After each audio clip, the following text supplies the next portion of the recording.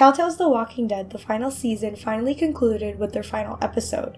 With a series that has been going on for over 7 years, a lot were concerned about what kind of conclusion The Walking Dead and Clementine have.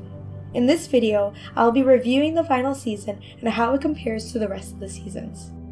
The final season is set 3 years after the events of New Frontier. Clementine and AJ are out scavenging for anything they can find. As they come upon an abandoned railway station, it's looking like their luck has finally changed, as they find a hidden gem of food under the floor. But like everything in The Walking Dead, it's too good to be true.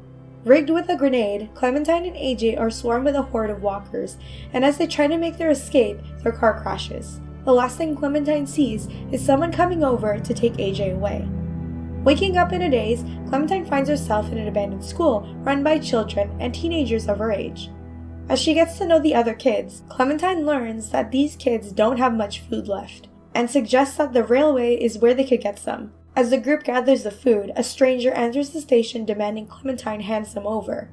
After dealing with him and grabbing the food, Brody questions her where she got the food from. As Clementine mentions where and the stranger, Brody has a negative reaction to her and the mention of the stranger. Later on, Clementine is awoken in the middle of the night as she and AJ hear an argument between Marlon and Brody. The truth comes out about 10 sisters who were taken by the stranger's group. Marlon then reacts and kills Brody for letting the truth slip out that he was training kids to this group in order for them to leave them alone. Marlon, in a panic, points his gun to Clem and the group, trying to convince the others that she killed Brody. Once Clementine gets control of the situation and is about to decide what to do with Marlon, AJ shoots him in the head, misunderstanding the situation. We later learn that the stranger, Abel, is a part of a group who are recruiting children or anyone into their army as they are about to be part of a war. As story-wise goes, The Walking Dead has always been about survival. It's not necessarily about the walkers themselves. In my opinion, the walkers are the least of anyone's worries. It's the people who are alive that you have to worry about. Over the years, I felt like each season has let me down ever since Lee died. In a way, it felt like the writers had no idea what to do with Clementine. Season 2 didn't establish Clementine's authority well, as in they poured all the decisions onto her, which in reality would not make sense whatsoever. Does anyone know how to do this? No? Great. I can do it. Okay, we'll watch your back. Of course, because Clementine knows how to do it somehow. Oh dear, alright. Yes, I understand that Clementine has to make the decisions because she's the main character and we're playing as her, but come on, there has to be some logic to it. Thankfully, for the final season, all the mistakes and complaints are corrected. Clementine feels like a real protagonist now. The decisions that are played out in front of her make sense for the situation, and the way that you can have Clem react to them also makes sense. Her personality shines through, whether that's kind, sarcastic, an asshole, or the guarded type. In terms of story, it being a final story, this season for sure mirrors the first season and how Clementine must not only be a leader, but a maternal figure for AJ. The emphasis of survival is still prominent in this season, but in a very different way. Ever since Clementine separated from Lee, she has become more guarded towards people she doesn't really know. This time around, the story pushes her to let her guard down. Along with that, this season was allowing her and AJ to settle down in a real home, instead of just being on the run. Ever since the outbreak, her only task was to survive, to look out for her own and never stop moving. And when she had AJ, she couldn't have anyone to rely on. It was really nice to see Clementine make friendships with people her own age, and even having a romantic one too. To see her finally be a teenager. Even seeing her trying to teach AJ things about the world before, like sleeping in beds, drawings, or even disco broccoli, things being normal for once in 7 years of the series. In the midst of finding a real home, Clementine must pass the torch to AJ. AJ, being one of the rare people born into the apocalypse with no knowledge of the world before, adds extra pressure to Clementine and us the player as to be mindful about what kinds of choices we make, as AJ is watching carefully. I haven't really felt that way since season 1. My choices have always been about what would make Clementine survive.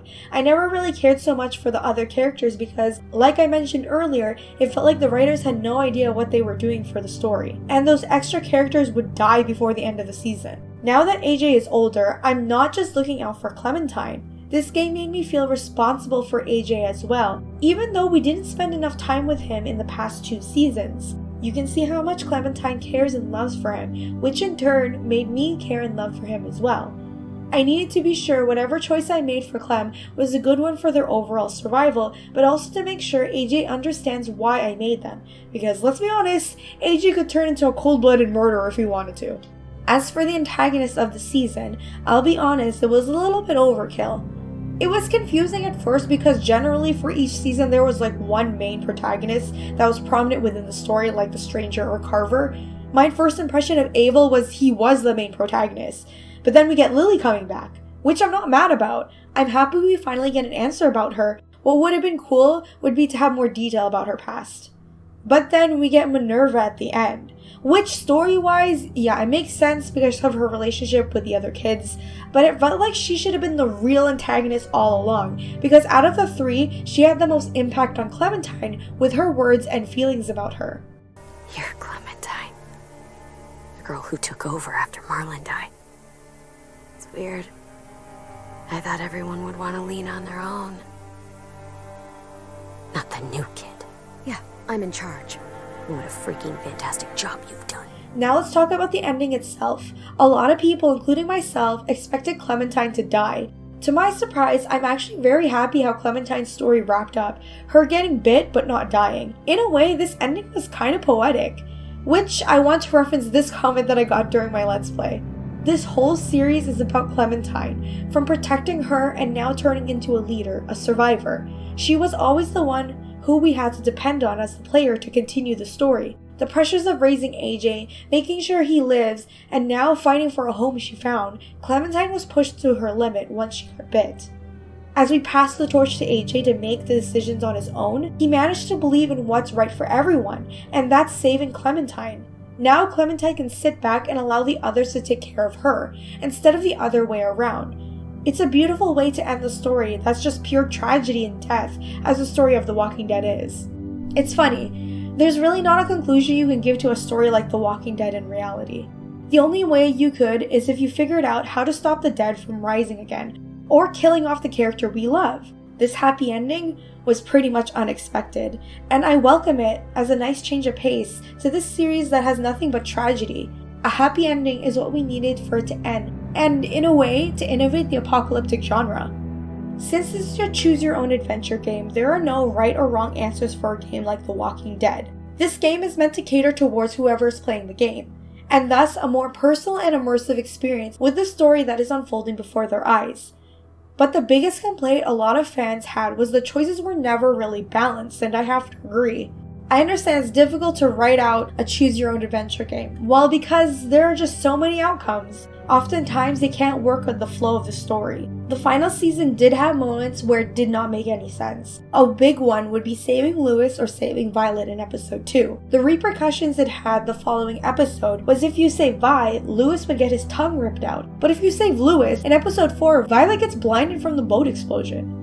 A lot of players, including myself, were disappointed when it came to episode 3 with this choice. It wasn't because of what happened, it was more of the balance of it. Violet turns against Clementine, which I felt was a right way to show the consequences of choosing Lewis. Violet is written as a character who holds grudges, who doesn't let anyone in easy, and when she does gain trust, she expects the same or in the higher standard for the other person. Having Vi feel betrayed and go against Clem perfectly shows that, which I liked, even though it made me incredibly sad to see. I feel like the consequences should have ended there. There was no need to have Vi lose her eyesight. It just felt like they wanted to counter with what happened with Lewis getting his tongue ripped out. But to me, that doesn't impact your choice. It just makes the player hate Violet, rather than feel the pain of losing a friend's trust.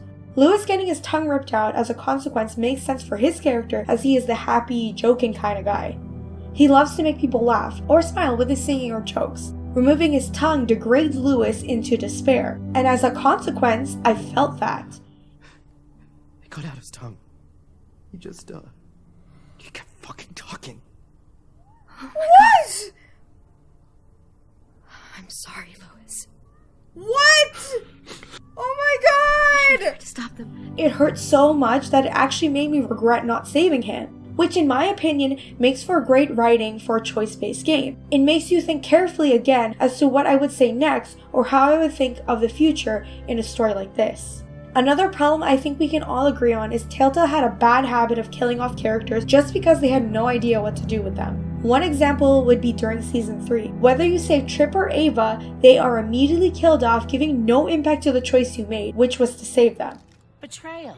You can't do this! What? Fucking figures. I can do anything I want. You brought this on yourself. Do it. No! No! Wait! Are you fucking serious? Okay, what about Ava You've though? got to be more careful. No! Holy shit! What? Ava! Fuck! God damn it, no! What the fuck? She just dies already! What? Oh my god, Telltale, what the fuck is this? Like, this is what I had a problem with in season 2. Like, you save people, but they die regardless. What was that? So, okay, even if Trip was here, he'd probably fucking take a dive off the cliff too, right? That's what happened. Fuck this game. This time around, I feel like the characters' deaths were handled a lot better. One death I felt had a good impact was Tennessee. As much as it broke my heart and hated that he had to die, Ten's death was used in a way to develop AJ's character, just like how Lee was for Clementine. Overall, I'm very pleased with how the choices played out and how they impact the story.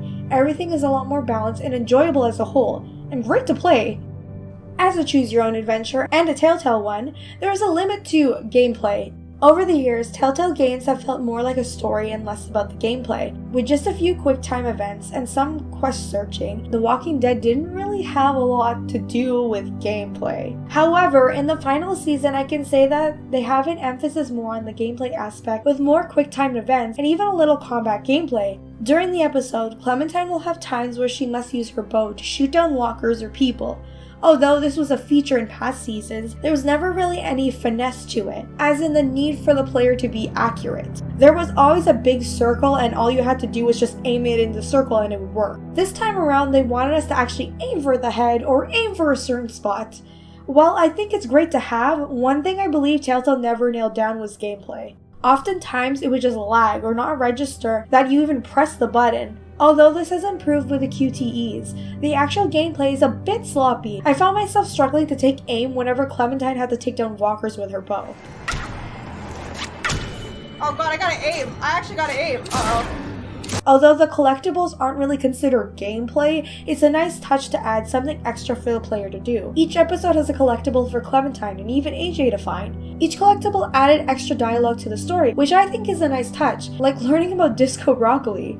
The final season takes on a new game engine. Frankly, I am so happy it did. It was a little weird to get used to, as I did like the graphic novel shader that they used back in season 1, where the lines were a lot thicker, but I think this upgraded version of the art style complements it and is a lot easier on the eyes. A New Frontier had a horrible look as everyone was shiny and had a plastic feel to them. I also noticed the game is a lot more monotone or muted with the colors, sticking to mostly yellow, greens, and browns for the day, and blues and purples for nights. Since Telltale unfortunately shut down, you can only assume is the reason why this season didn't really have many maps or locations like the past seasons did. Season 1 and 2 had Clementine moving around to different areas, including a weather change. This season didn't really have that. More of the same locations, but different areas. Of course, it would be nice to have it how it was in the first season, but it didn't really bother me that much. In terms of detail, The Walking Dead has always kept track of decisions you made in the past, which will either affect the story or the appearance of certain characters. The final season still keeps track of all of that in terms of detail, with Clementine's appearance or choices we make this season, like Violet losing her eyesight. Overall, The Walking Dead, the final season, concludes with something I never thought could be pulled off, a good ending for a good game. Even though it was shorter than the previous season, it really paid off with the writing. Better use of the choices and better understanding of how the consequences will affect the overall story. I'm happy to say goodbye to Clementine and The Walking Dead. This game was an emotional roller coaster, and I felt every bit of it. Only a few games have ever made me feel this way, so thank you to the Still Not Bitten team and Skybound. You guys did it. Time to go, Clementine.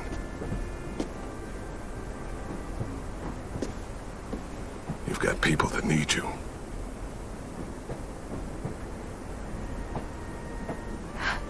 Goodbye, Lee.